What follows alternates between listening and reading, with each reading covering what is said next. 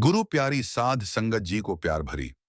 राधा स्वामी जी, आप सभी संगत से विनती है कि साखी को अंत तक जरूर सुने और कमेंट में राधा स्वामी जी लिखें। सुनो संगत जी, इस धरती पर आते ही मनुष्य यह भूल जाता है कि वह क्यों आया है और उसे कहाँ जाना है।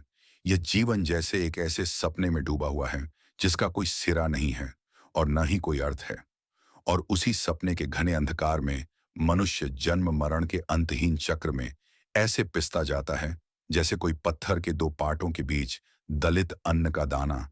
न उसे राह दिखती है, न कोई दिया जलता है, सिवाय उस अदृश्य सतगुरु के सिवाय, जो इस संसार रूपी रेगिस्तान में एक ऐसे प्यासे को मरुभूमि का मृग तृष्णा नहीं बल्कि अमृत की वास्तविक सरोवर दिखा देता है। यह कथा उसी सतगुरु की करुणा की कहानी है। यह कथा उस मनुष्य की आंखों से देखी गई सच्ची साखी है जिसने जीवन के अंतिम पहर में जाना कि सब कुछ झूठ था, सब कुछ छूट जाता है।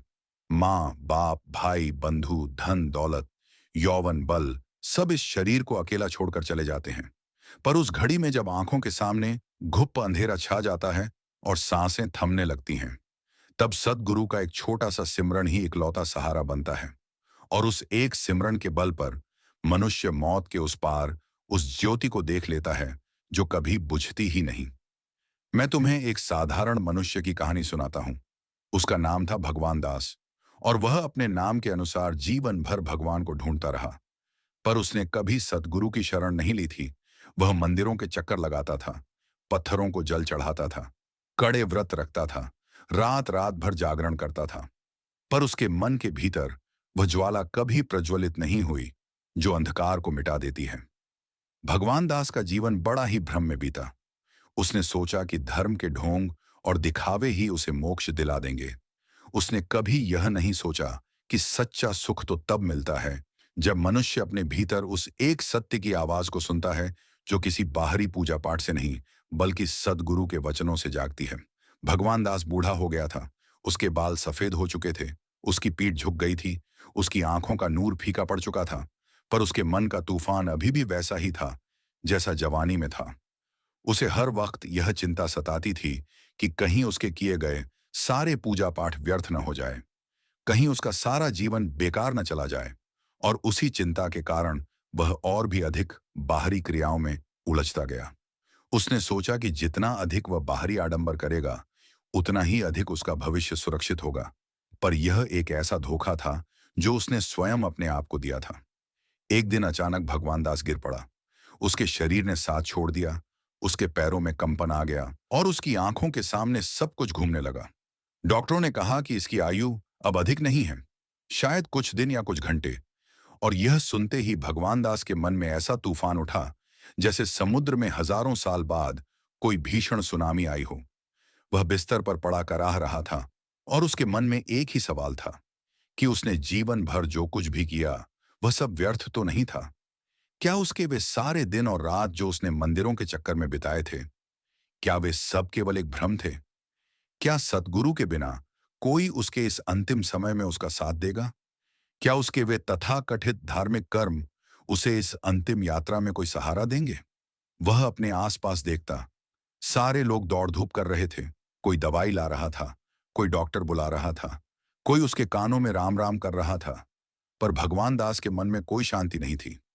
उसे ऐसा लग रहा था जैसे वह एक बहुत गहरे अंधेरे कुएं में गिर रहा है और उसे पकड़ने के लिए ऊपर से कोई रस्सी नहीं आ रही है। उसकी आंखों में आंसू आ गए।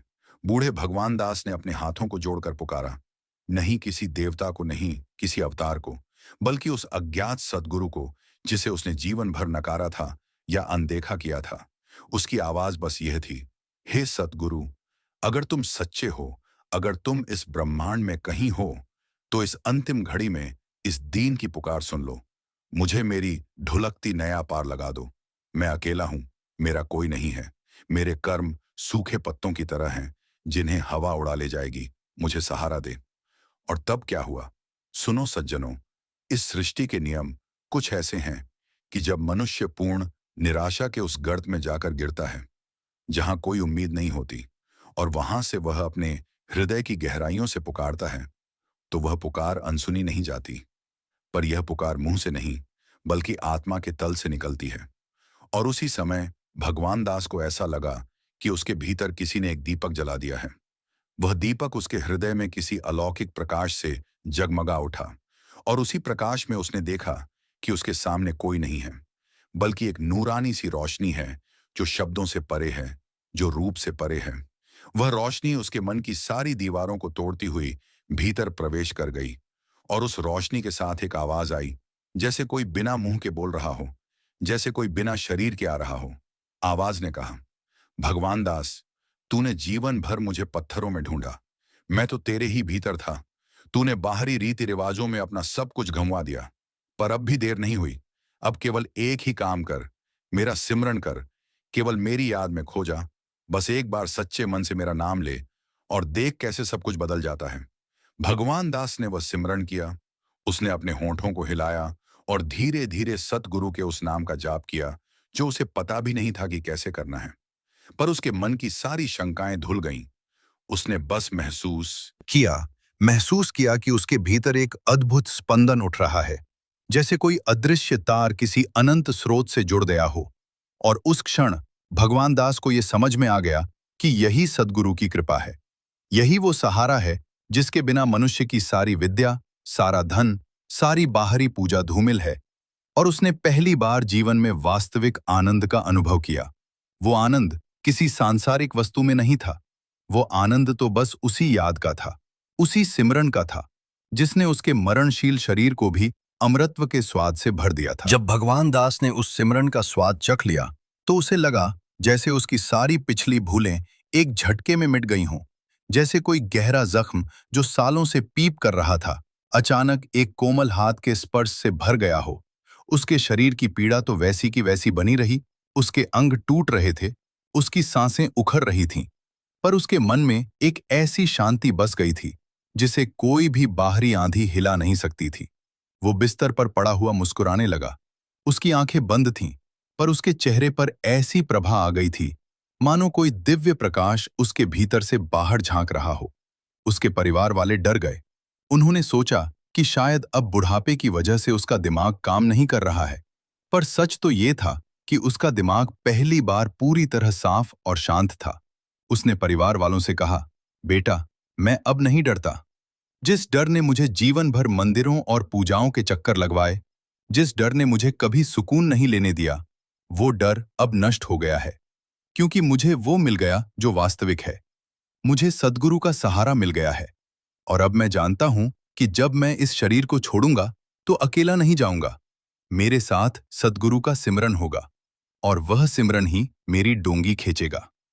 उसके बेटे ने कहा, पिताजी, आप बुखार में बक रहे हैं, डॉक्टर को बुलाते हैं। पर भगवान दास ने मुस्कुराते हुए कहा, नहीं बेटा, मैं पहली बार होश में हूं। इस शरीर का बुखार तो मामूली है, पर मेरे मन का बुखार जो जन्मों से था वह अब उतर गया है। तुम सब मेरे पास बैठो, मैं तुम्हें सच बताता हूं कि बिना इस संसार का हर कर्म व्यर्थ है, हर पूजा व्यर्थ है, हर तीर्थ व्यर्थ है, क्योंकि वे सब तुम्हारे अहंकार को ही पोषित करते हैं। और अहंकार तो वह दीवार है जो सतगुरु और तुम्हारे बीच खड़ी हो जाती है।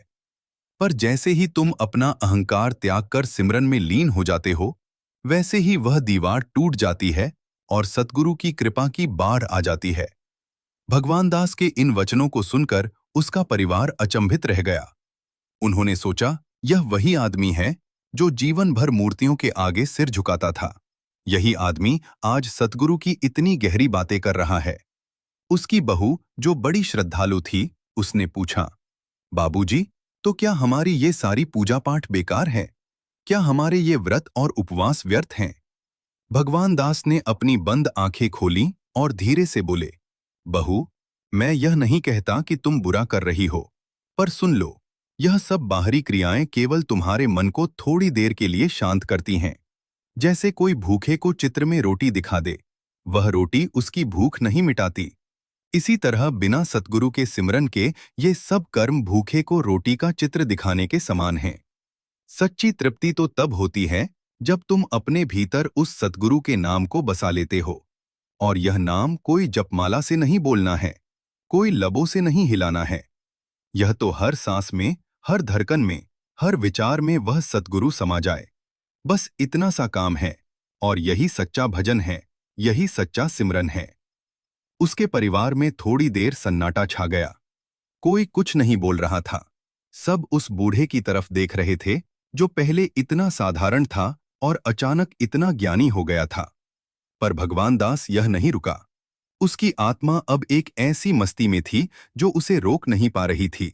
वह बोलता जा रहा था, सुनो, यह शरीर मिट्टी का है, यह धन पानी के बुलबुले जैसा है, यह घर तिनके का है जिसे हवा का एक झोंका बिखेर देगा। पर सतगुरु का सिमरन वह अमृत है जो कभी सूखता नहीं, जो इस शरीर के नष्ट होने पर भी बना रहता है, क्योंकि वह सिमरन आत्मा का सच्चा रूप है और आत्मा कभी नष्ट नहीं होती। मैं जीवन भर यह सोचता रहा कि भगवान को पाने के लिए मुझे कठिन तपस्या करनी होगी। मैं मंदिरों के चक्कर लगाता रहा। मैंने सैकड़ों बार गंगा में डुबकी लगाई। मैंने हर मंगलवार व्रत रखा। मैंने हर सोमवार शिवलिंग पर जल चढ़ाया। पर आज जब मौत मेरे दरवाजे पर है तो मुझे दिख रहा है कि ये सब एक बच्चे का खेल था। असली बात तो बस एक है, सद्गुरु से जुड़ना, उनकी याद में रहना, उनके नाम की डोर से बंध जाना। और ये डोर किसी बाहरी रस्म से नहीं बंधती, ये तो आपके दिल के तार से बंधती है जब आप सच्चे मन से एक बार कहते हैं, हे सद्गुरु, मैं तुम्हारा हूं, तुम मेरे हो। और बस इसी क्षण सारी लीला बदल जाती है। भगवान दास के ये शब्द सुनकर उसकी पत्नी रोने लगी। उसने कहा, तुम सारी उम्र मेरे साथ रहे, पर तुमने ये बातें आज क्यों बताईं? अब तो समय ही नहीं रहा। भगवान दास ने हल्की सी मुस्कान के साथ कहा, समय कभी कम नहीं होता प्रिय, एक पल भी काफी है अगर वह पल सद्गुरु के सिमरन में बीते। देखो, मैं मरने वाला हूं, मेरे पास शायद कुछ सांसें ही बची हैं, पर इन्हीं सांसों में मैंने वह पा लिया जो सारी उम्र नहीं पाया था। इसलिए तुम भी अब देर मत करो, उठो, सद्गुरु को पुकारो, उनके सिमरन में लीन हो जाओ। मुझे नहीं पता वह किस रूप में है, किस नाम से है, पर मैं जानता हूं कि वह सत्य है, वह प्रेम है, वह प्रकाश है, और उस प्रकाश में खो जाने से बढ़कर कोई धर्म नहीं, कोई पूजा नहीं। भगवान दास ने फिर से अपनी आंखें बंद कर लीं और अब उसने सिमरन की एक नई विधि को अपनाया। वह बस उस अदृश्य सद्गुरु के चरणों में अपना पूरा अस्तित्व अर्पित कर रहा था। वह किसी से कुछ नहीं मांग रहा था, न मोक्ष, न स्वर्ग, न सुख, न शांति। वह बस पिघल रहा था, ऐसे पिघल रहा था जैसे बर्फ गर्मी में पिघलती है और पानी बनकर समुद्र में मिल जाती है। उसका हर कण सद्गुरु में विलीन हो रहा था। उसकी हर सांस सद्गुरु के नाम पर उठ रही थी और गिर रही थी। और इस विलय की अवस्था में भगवान दास को वह सुनाई देने लगा जो कानों से नहीं सुना जाता। उसे वह दिखने लगा जो आंखों से नहीं देखा जाता। उसने महसूस किया कि उसके भीतर एक अनहद नाद बज रहा है, जो न राग है न ताल, बल्कि वह आदि ध्वनि है जिससे यह सब बना है। और उसी ध्वनि में सद्गुरु का वास है। और वह समझ गया कि यही असली भजन है, यही असली सिमरन है, जहां मनुष्य अपने अहंकार को मिटाकर केवल साक्षी बनकर रह जाता है और वहीं से सद्गुरु की मेहर बरसने लगती है। अब भगवान दास का शरीर और भी कमजोर हो गया था। उसकी नब्ज बहुत धीमी हो गई थी।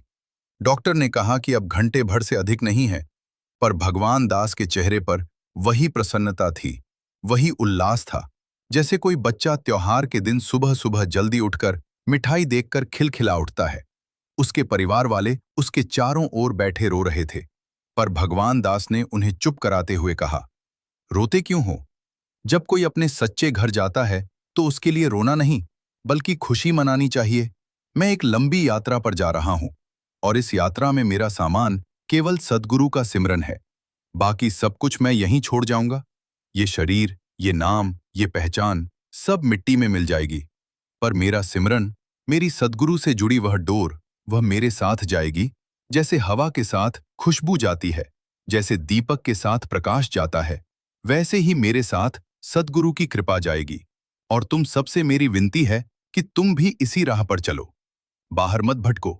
मत सोचो कि किसी पत्थर को छूने से या किसी नदी में नहाने से कुछ होगा। नहीं होता। ये सब तुम्हारा भ्रम है। सच्चा स्नान तो तब होता है जब तुम अपने मन के मैल को धोते हो। सच्चा दान तब होता है जब तुम अपना अहंकार त्याग देते हो। सच्ची पूजा तब होती है जब तुम सद्गुरु के सिमरन में अपनी सुरत को लीन कर देते हो। भगवान दास के परिवार में एक युवा लड़का था। उसका पोता नाम था नंदू। नंदू बहुत ही चंचल और आधुनिक विचारों वाला था। उसने अपने दादा से पूछा, दादाजी, आप कहते हैं कि बाहरी पूजा से कुछ नहीं होता, तो फिर सद्गुरु कैसे मिलते हैं? क्या वे आसमान से उतरते हैं या धरती से फूटते हैं? यह सद्गुरु का नाम क्या है? कहाँ मिलता है?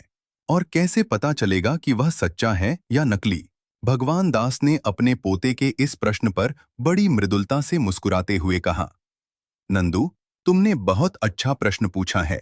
सुनो, सद्गुरु कोई शरीर नहीं है, कोई व्यक्ति नहीं है, कोई रूप नहीं है। सद्गुरु तो वह सत्य है जो हर प्राणी के भीतर विद्यमान है। पर वह तब तक नहीं दिखता जब तक तुम अपने भीतर की गंदगी को साफ नहीं करते।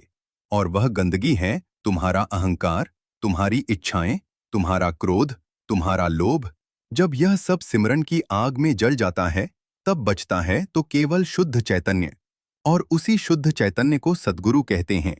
इसलिए सद्गुरु को कहीं जाकर ढूंढने की जरूरत नहीं, बस अपने भीतर झांकना सीखो और वहां तुम पाओगे कि सद्गुरु पहले से ही विराजमान हैं। पर उन्हें प्रकट करने के लिए सिमरन चाहिए। निरंतर सिमरन, एक ऐसा सिमरन जिसमें तुम पूरी तरह से डूब जाओ, जहां तुम्हारा कोई अस्तित्व न बचे, केवल सद्गुरु का अस्तित्व बचे।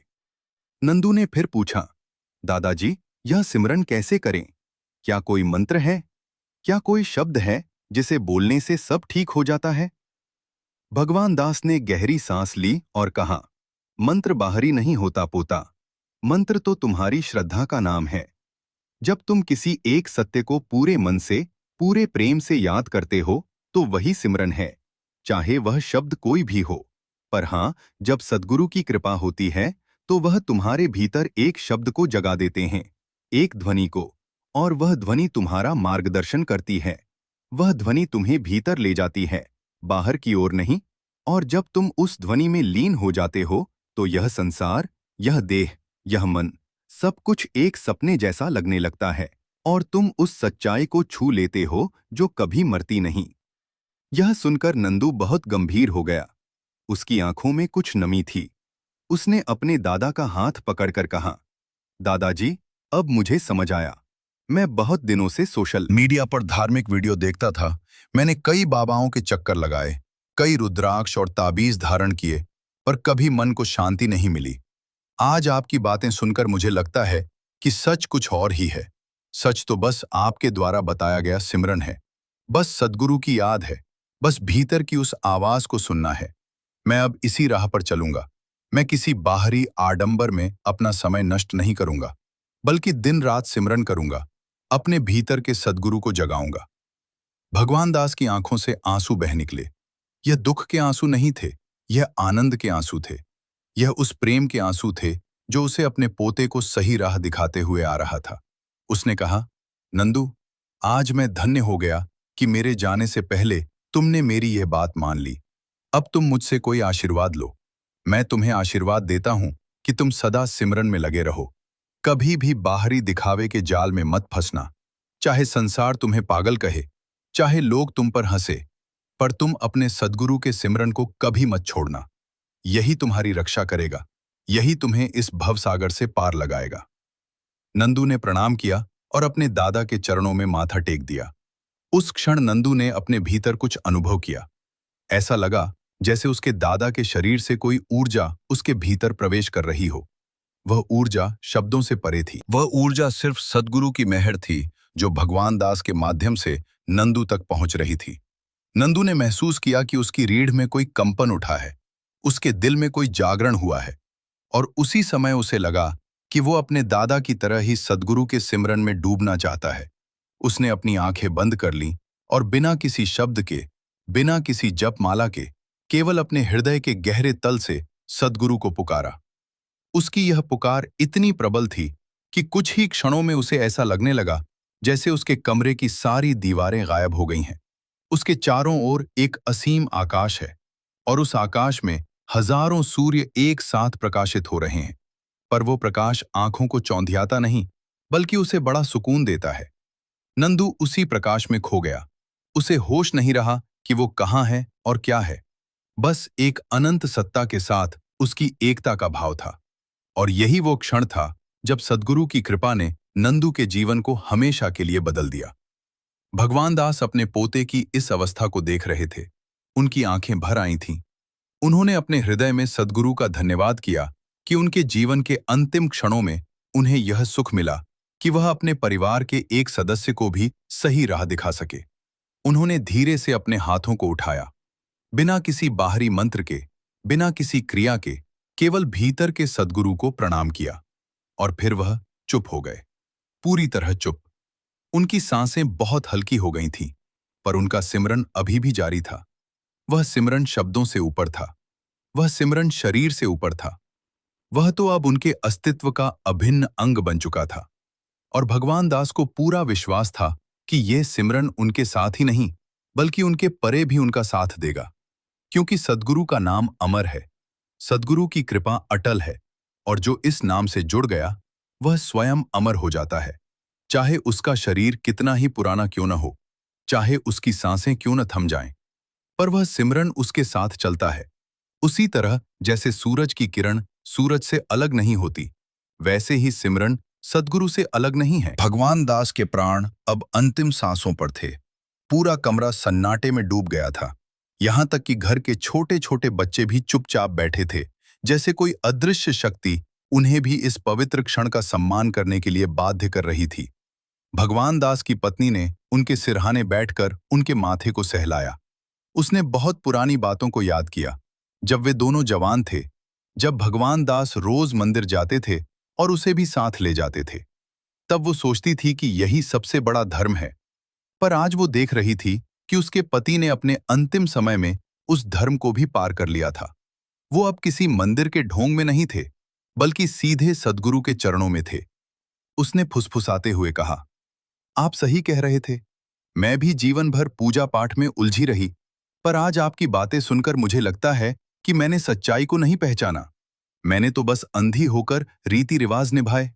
पर अब मैं समझ गई, सद्गुरु के बिना कुछ भी सार्थक नहीं। मैं अब अपना जीवन सिमरन में लगाऊंगी। मैं अब किसी बाहरी दिखावे में नहीं पड़ूंगी, बस तुम्हारे बताए राह पर चलूंगी, सद्गुरु को अपने हृदय में बसाऊंगी। ये सुनकर भगवान दास की आंखों में अंतिम बार एक चमक आई। उनके होठों पर एक हल्की सी मुस्कान फैल गई और उन्होंने बिना आवाज किए बस मन ही मन अपनी पत्नी को आशीर्वाद दिया। उसी समय भगवान दास को लगा कि उनका शरीर उनका साथ छोड़ने को है, पर अब वह बिल्कुल भी डरे नहीं, बल्कि वह तो उत्सुक थे कि इस शरीर को छोड़ने के बाद वह कहाँ जाएंगे। उन्होंने सिमरन को और तीव्र कर दिया। अब वह सिमरन केवल मानसिक नहीं था, वह एक ज्वार बन चुका था जो उनके अस्तित्व के हर कण को बहा ले जा रहा था। और अचानक एक ऐसा क्षण आया जिसे शब्दों में बांध पाना असंभव है। उनके भीतर का वह सिमरन उनकी सुरत को लेकर उड़ चला, जैसे कोई चिड़िया पिंजरे से मुक्त होकर असीम आकाश में उड़ान भर लेती है। भगवान दास को अपने शरीर से बाहर निकलते हुए महसूस हुआ। उन्होंने देखा कि वह एक प्रकाश पुंज है। कोई हड्डी मांस नहीं, कोई बुढ़ापा नहीं, कोई कमजोरी नहीं, बस एक अखंड अटूट अमर प्रकाश। और उसी प्रकाश में उन्हें वह ध्वनि सुनाई दी जिसे सुनने के लिए ही उन्होंने अनगिनत जन्म लिए थे। वह ध्वनि थी सतगुरु का शब्द, वह शब्द जो सृष्टि के आदि से चला आ रहा है, जो सबका मूल है, जो सबका स्रोत है। और वह शब्द उनके भीतर गूंज उठा, और उसी शब्द के साथ वह विलीन हो गए।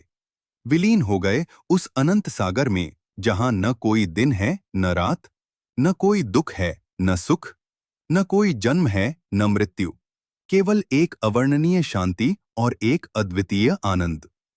कमरे में बैठे सभी लोगों ने देखा कि भगवान दास की सांसें थम गई हैं।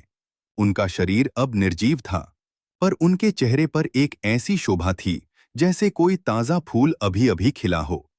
उनके मुख पर मुस्कान थी और उनकी आंखें आधी खुली थीं, पर उनमें कोई दृष्टि नहीं थी, बल्कि एक अद्भुत संतोष था।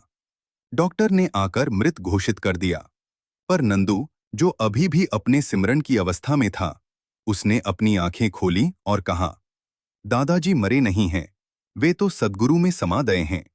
उनकी मृत्यु नहीं हुई, उनका जन्म हुआ है, एक नए रूप में, एक नए आयाम में।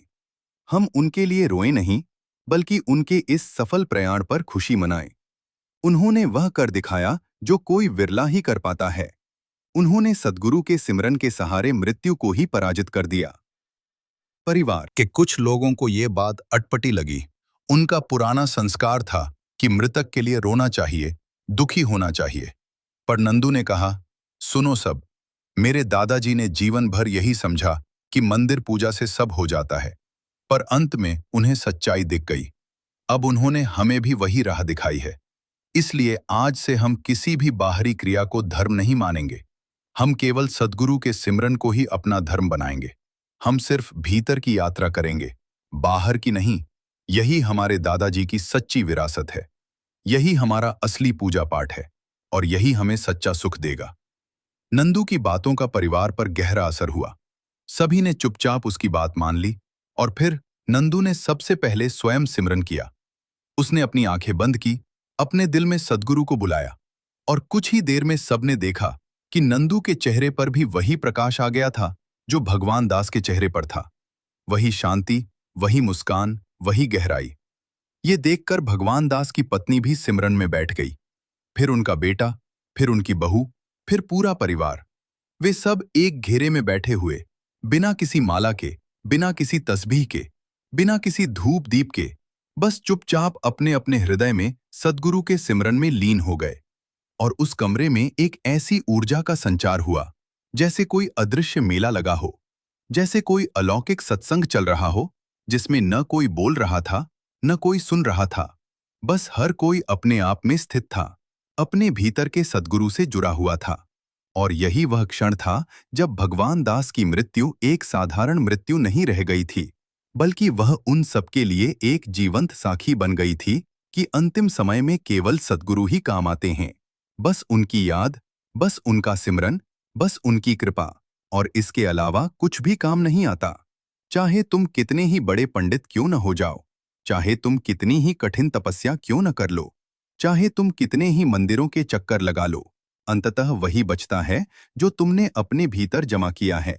और यदि भीतर सद्गुरु का सिमरन है तो समझो सब कुछ है, और यदि नहीं है तो सब कुछ होते हुए भी कुछ नहीं है। यह अनुभव करके नंदू ने फिर से अपनी आंखें खोली। अब उसके मन में कोई शंका नहीं थी। उसके अंदर एक नई सुबह जाग चुकी थी। वह जानता था कि अब उसका जीवन किस दिशा में जाना है। वह बाहरी भ्रमों में नहीं भटकेगा। वह किसी बाहरी तथाकथित गुरु के चक्कर नहीं लगाएगा। वह सिर्फ उस सद्गुरु की याद में रहेगा जो सबके भीतर है, जिसे किसी मंदिर में बंद करने की आवश्यकता नहीं, जिसे किसी पूजा की आवश्यकता नहीं, बल्कि केवल एक सच्चे हृदय की आवश्यकता है। और वह हृदय अब नंदू के पास था।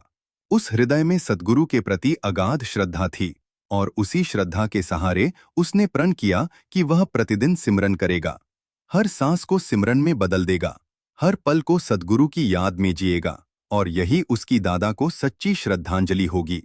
यही उसके जीवन का ध्येय होगा। यही उसकी मुक्ति का मार्ग होगा। भगवान दास के जाने के बाद नंदू के जीवन में एक नई क्रांति आ गई। वो अब वैसा युवक नहीं रहा था जो पहले सोशल मीडिया पर घंटों बैठा रहता था और अजीबोगरीब धार्मिक वीडियो देखता था। उसने अपना सब कुछ छोड़ दिया। परिवार के कहने पर उसने नौकरी तो की, पर उसके मन का असली ध्येय केवल सिमरन था।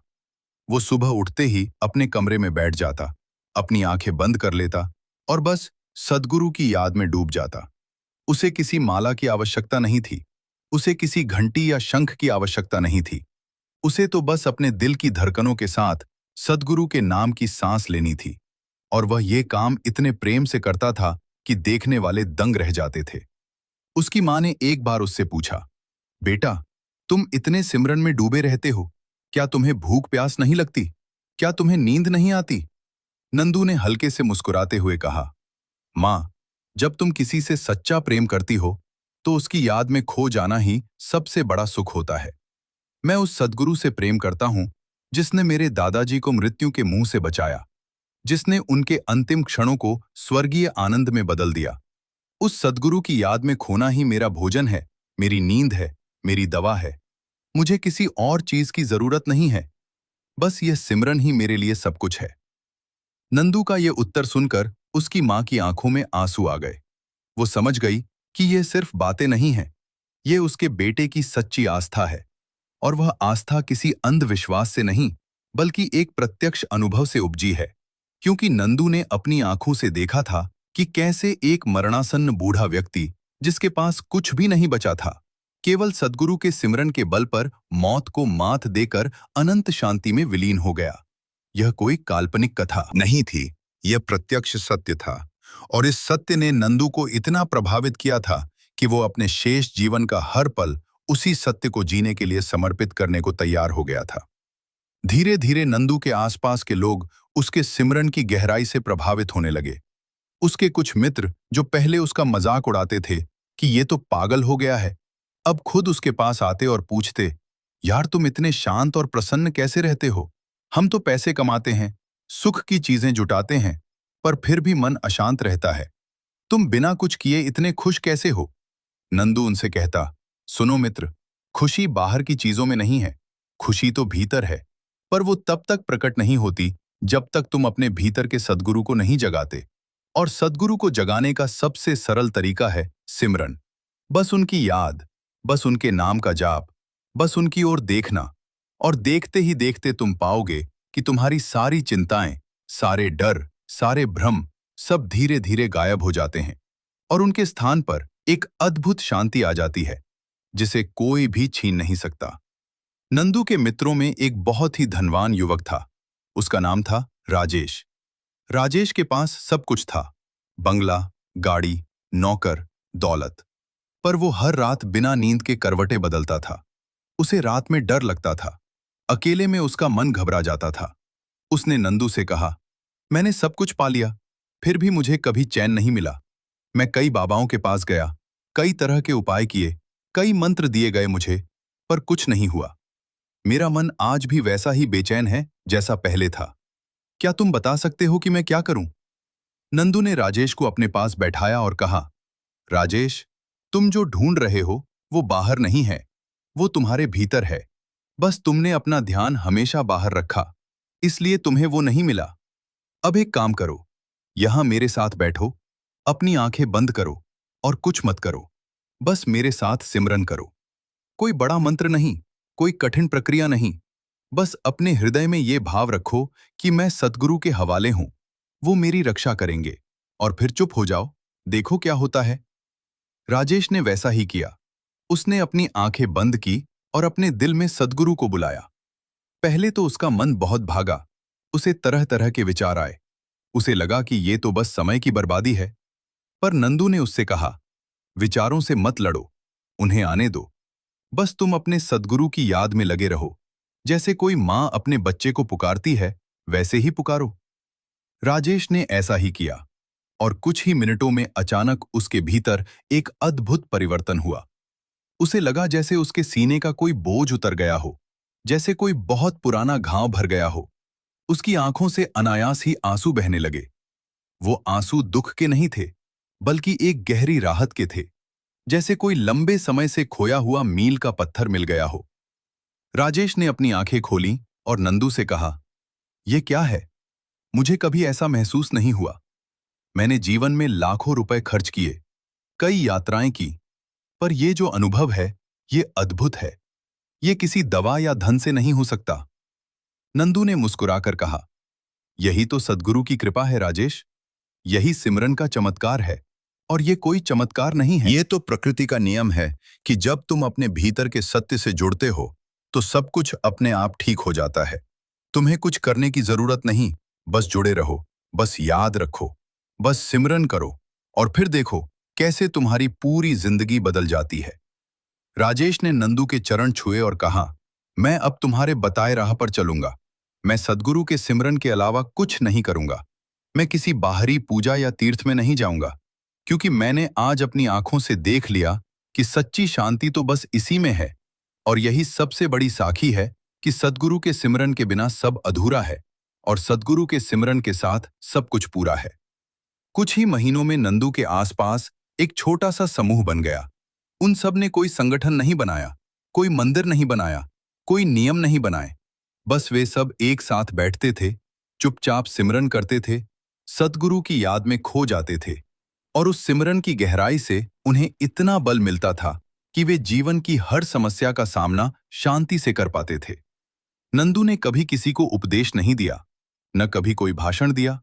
वो बस अपने उदाहरण से सबको दिखाता था कि सच्चा धर्म क्या है। वो कभी किसी से यह नहीं कहता था कि मेरे पीछे चलो।